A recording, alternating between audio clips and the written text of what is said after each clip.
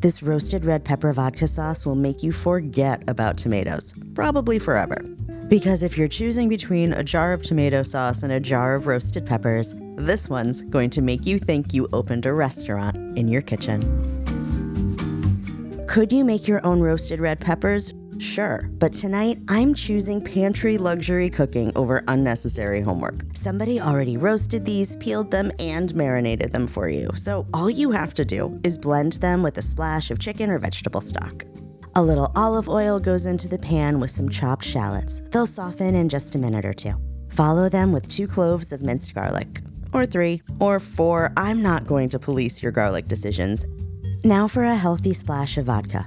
Unlike wine, it doesn't bring another flavor to the party. It just turns up the volume to make everything else in the sauce taste bigger.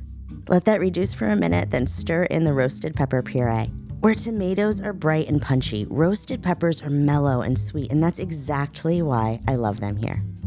Now for my favorite part, mascarpone cheese. It's basically cream cheese's sophisticated Italian cousin, and it has a much higher fat content, so it's richer and melts right into the sauce. Add a generous handful of Parmesan and fresh basil, and suddenly your kitchen smells so good the neighbors start to wander over.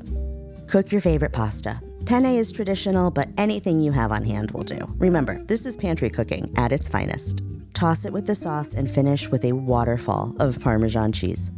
It's silky, just a little sweet, smoky, and clings to every bit of pasta. Consider this your permission to cheat on tomato sauce. Thank you for cooking with me today. I'm Cassandra Hammerstone.